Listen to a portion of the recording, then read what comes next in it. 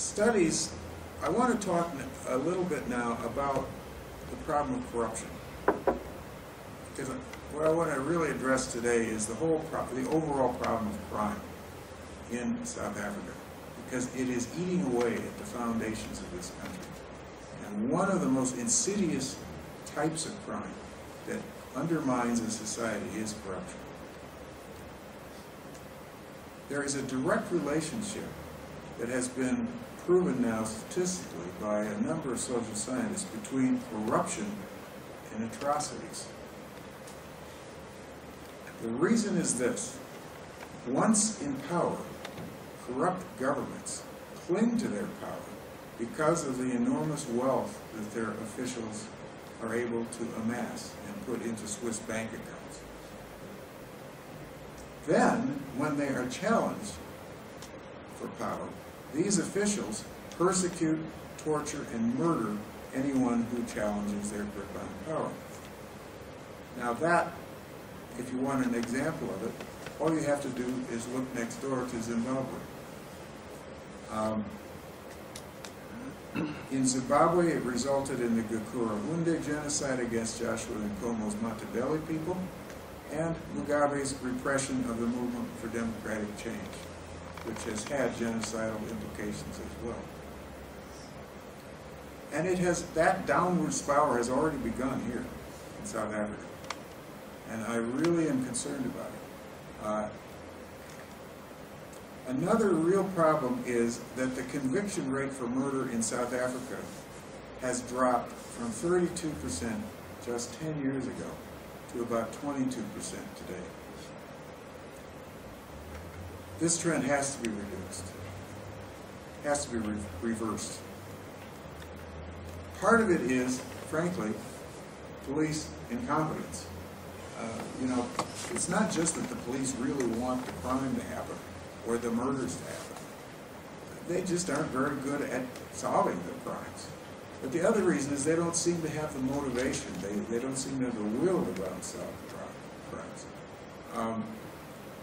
Police have to be given the education and the training so they'll become competent, and they have to be given the motivation to really fight crime.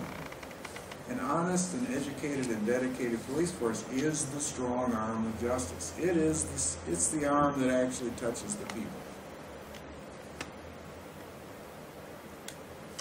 So what do we do about this terrible problem with the police? In 2003, the South African government required many South African farmers to surrender their weapons, and it disbanded the commando system that had effectively provided self-defense to people in rural areas.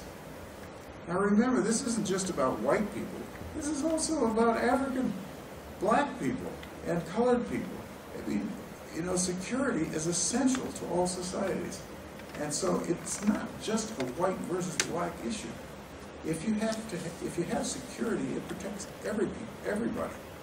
The result, though, of disbanding the commando system was a dramatic increase in farm murders and crime. And the South African government has never kept its promise when it disbanded the commando units to organize police units in rural areas to replace the commandos. It's never done it. Well, what's the answer to that? As I said in a conference just a few days ago, my view is that private security companies should coordinate their systems in a very systematic way.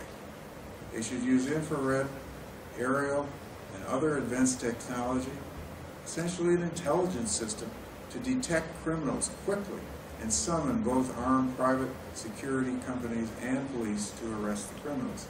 I'm convinced that a lot of police really do want to arrest the criminals.